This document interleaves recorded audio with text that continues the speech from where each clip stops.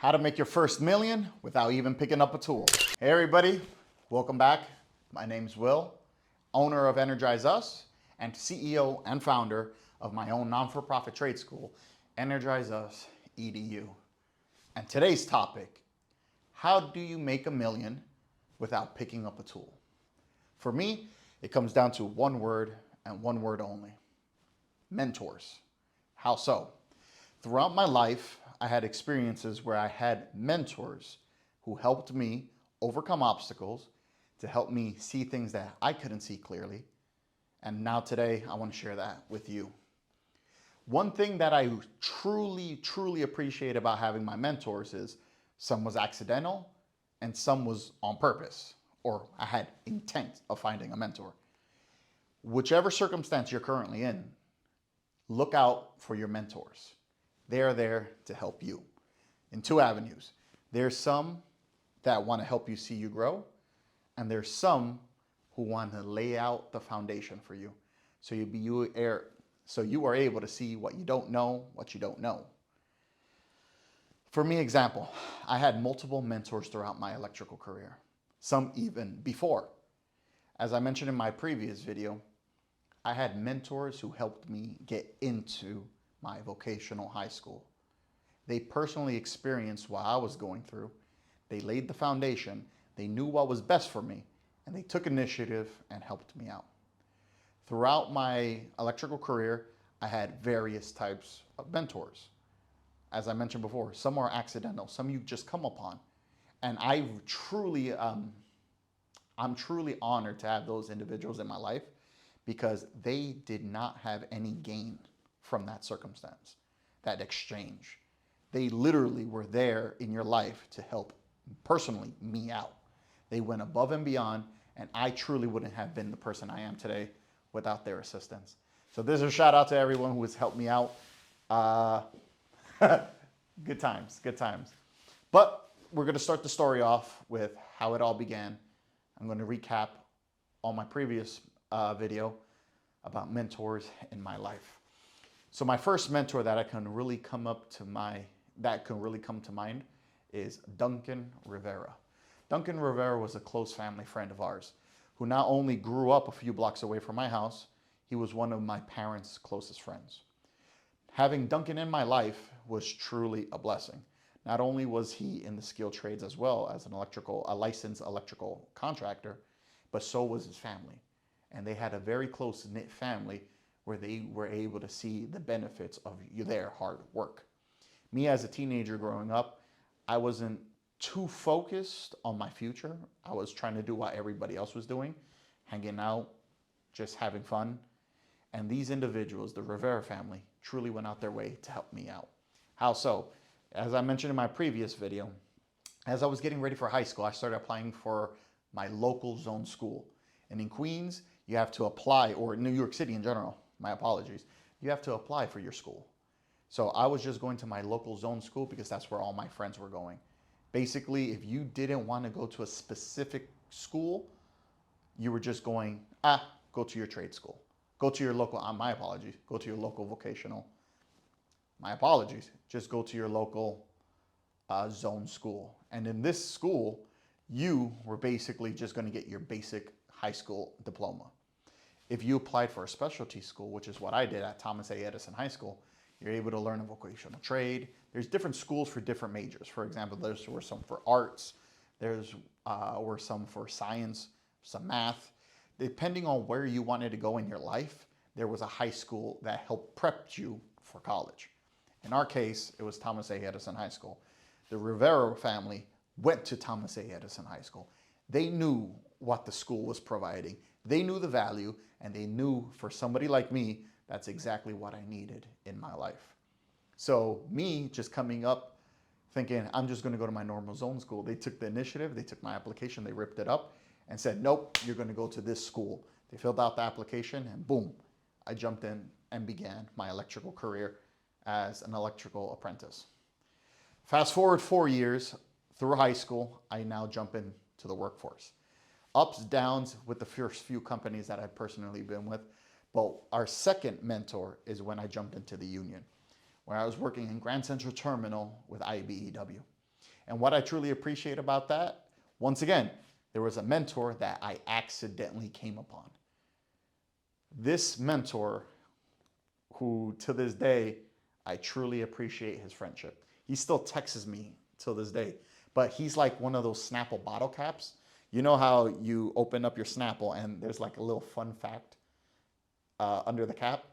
He still sends me random messages just sporadically. Like sometimes we won't talk in months and I'll just get a little text from him. Like for example, last month he sent me a message. He goes, "You can catch flies with honey, but you can catch more honeys by being fly." That was Mr. Perry in a nutshell. Mr. Smooth, everyone called it. Everyone said he had a swagger when he walked, right? Just imagine, 60 to 70-year-old older guy just walking with a swagger, but he had a bad hip. So I think that's where the swagger came in.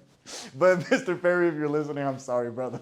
But he was a very, very, very close friend of mine. Very helpful, especially when I was in the union. And he just laid out the foundation for me. To the point, there was moments where as I was in the union, I was already a journeyman at the time. I already had my license, working towards my master's, working towards getting my own company. If you guys have been in the union, if you guys know the culture, that doesn't sit well with everybody. I'm very grateful for the opportunities I learned. I'm very grateful for the stuff that I was able to apply into my everyday life. But there was moments where I was prepared and ready to jump on to my own new venture. Mr. Perry was someone who very much encouraged that. And that's why I'm very thankful for him. For example, there was times where I'll be in the lunchroom studying for my exam, my master's. And an individual would just walk in, grab my books, and throw it on the floor, just like it was some high school beef. And then just like anybody else from New York, you do the dirty. You know, you get up, you do whatever you have to do. Basically, long story short, it ended. We scrapped it up, got back to my books, went back to studying, but it was just a part of bullying. Once again, he would go, "What, you think you're better than us?" Once again, us, he's talking like if he's a part of a cult or a culture, or I don't know what that means, but basically, they don't like it when you start studying.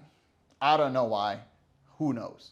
The next day, fast forward, the next day, I'm headed to the cafeteria now, back to lunch, and I happen to walk by Mr. Perry, Mr. Smooth, Mr. Suave, and he notices I don't have my code book today. And I didn't even think or put two to two together. You know, it's a new day, it's new opportunity. And then he said, "Dude, where's your code book?" And I was like, "Oh no, I left it in my locker." He said, "No, go get that thing." So he grabs it with me. I start walking back and he goes, right before we walked into the lunchroom, this is one of the happiest moments I ever had. We walked into the lunchroom right before at the door, and he's like, "You walk up in there and you slam that book on the table. You let him know." So I was like, "Oh shoot. Oh, newsflash. Mr. Perry was our union rep. There was many times where he took off, he was in charge, he was our acting foreman. So that day he was the acting foreman and he was like, "Nah, bro, you go in there and you make a scene. This dude's wild." So I go up there and of course I head over to the guy who, knocked my stuff all on the floor. I just go, boom! I just slam my code book on the table. And then it happens again, a whole nother fight. But what I truly appreciate about that moment was, once again, Mr. Perry. Afterwards, when we talk and we're laughing about it, he said, "Never be intimidated by somebody when you're trying to further yourself." And I always took that to heart. And then maybe in the moment, I didn't think too much of it, because I'm just thinking, hey, it's another day at work, it's another beef, it's whatever, just roll with it. But that always helped when I started reflecting on those words. Don't let someone intimidate you when you're working on yourself. So that was a very good nugget I needed, especially when it came to me jumping into my own company, my own venture, and I needed that confidence, once again, in myself to do what I had to do. Now I've jumped into the workforce. I'm by myself, my own company, first year on. Everyone has their horror stories, the ups, downs, left, right. Very good moments, also some very, very terrifying moments as well. Fast forward to I finally get, in my first year, my first big contract. A contract that I still hold to today. And it happens to be with a utility company. cell towers and doing service upgrades for them, as well as being license holders for their company. So very happy opportunity. I'm coming in, I'm green as you can be, man. I'm talking about like just learning my ways, trying to hopefully just make ends meet. And a lot of people, when you come into business for your first year, you don't know what you don't know. You don't know what opportunities are out there for you. And also, you don't know how to properly price a job out. So the fear in the back of my head is, I just don't want to be broke, or I don't want to come in or lose money, or I don't want to come in and get less money than I did back at work. I want to break even with my hourly rate so at least I can still have day-to-day living. Basically, my markup, my margins were to the smallest degree. And once again, I get this contract. I go to the first job. I submit a bid for it. Oh, well, not a bid. It's an invoice because I already have the contract. But I give him the invoice for it. And I knew something was wrong when he called me like right away. And he's like, bro, I just saw your invoice. That is ridiculously under budget. And I was like, what? I broke it down like this. I said, this is the cost of the material. This is what my markup was. This is how long it took. It was like a 4-hour job. This is how much my hourly rate is. And then he goes, what about this, X, Y, Z? Margins, markup, overhead, contingency. Explain the whole caboodle to me. I was like, holy smokes, something I totally overlooked, something I totally took for granted. And he spent the next 6 months, hey, this is an average price. You're not going to give me the price. And he never allowed me submit an invoice for that price, what it was average. He said, I want you to write an invoice per your markup, per your overhead, because that's the beauty about being in America. It's an open market. How do you compete with somebody who's already been established in a company? Well, one is pricing. My overhead is lower than yours. Your overhead may be higher. Also, another big one is putting a name for yourself. If I was to compete with someone who's been in 20 years of business, I'm going to sell it on the vision of, I need to make a name for myself. I'm going to work harder. You are just another name in their book. I'm going to be here with my blood, sweat, and tears. And a lot of general contractors I speak to, they love that. They love the fact that there's a new boy on the block who's going to give that quality, who has a name to prove to himself. That is a very, very big plus in my books. You have a name to prove for yourself, go after it. And that's what this mentor had in my life. Helped me understand what's the difference between giving a price as well as living off of that price. Very helpful, very close family friend. Still work with the company till this day. Now we have even bigger opportunities. We're growing, and it's been overall an amazing experience. Once again, an accidental mentor. Mentors who come into your life or help you, one, and you're not even looking for them. I feel like those mean the most, because at the right time, somebody was there to show interest in you. Someone was there to lead you. Someone was there to guide you. And that is so valuable. That is so important that I feel like it's very much overlooked today. So first off, I want to say thank you again to everyone who has helped me. Now we're going into this transition in my life. Now that I've been in business for 6 years, I'm seeing the fruits of my labor, reinvesting into the company. Now I'm starting to pivot, and I'm deciding to invest into myself. Before, I was investing into myself, but it was by means of my company. Now I'm finally using my hard-earned money to invest into my health, to keep myself accountable so I can keep growing as a person, as a leader, as a husband, as a father. I want to make sure that I have the quality training that I need to be able to provide the best for the people I want to take care of in my life. That leads me to now the types of mentors I have around me are more with intent, more with a purpose, more in the terms that I went to them to have them help me, because I don't know the next phase of life. I don't know what I don't know. I don't know the potential pitfalls that may come from me doing X, Y, and Z. So these mentors that I have in my life now, I'm paying for. So mentors could either be accidental or with intent. Which ones do you currently have? Which ones are you looking for? Either way, you have to put yourself into those positions where you can look for one, listen to one, or go find one. Mentors, like for example, today, I work with individuals who are looking and have the best interest in heart because they want to mutually grow as a team. When you find individuals in your life that want to grow with you, have your best interest in heart, and are laying down the framework, that is such an unbelievable feeling because nobody can take that away from you.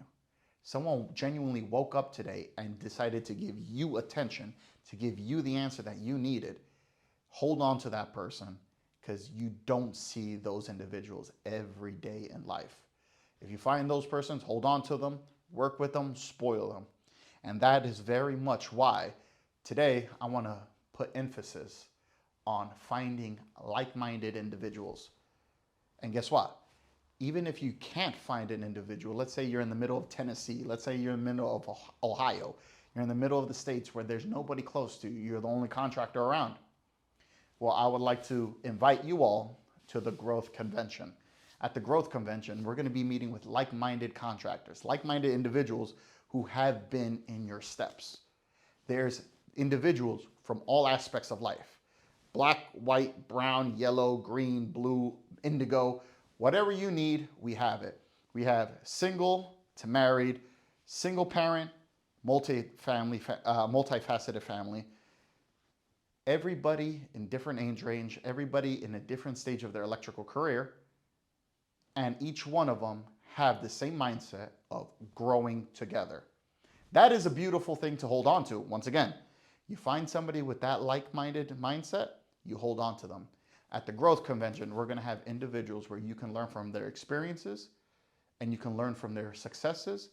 Most importantly, you can also learn from their failures so you can see what's to come and you can overcome those with ease. At the Growth Convention, we're going to be having opportunities to not only work side by side with these individuals, network with these individuals, but we're going to get to know them on a personal level. Once again, you want to be able to learn as much as you can from individuals who already been there, not just speaking from their thoughts. You want someone with practical field application where it can relate to you so you can take it home and then you too can be successful. But that's my key to success for today. How to make your first million without picking up a tool. The key to success is mentors. Look for mentors, hold on to mentors, and put yourself in positions to be mentored by somebody. And if you guys thought this was interesting, which I know you have, check out these other videos that I have coming up. Check out these videos where we want to show you how it is possible to be successful in the skilled trades. I know you're going to get the most out of this. Thank you all.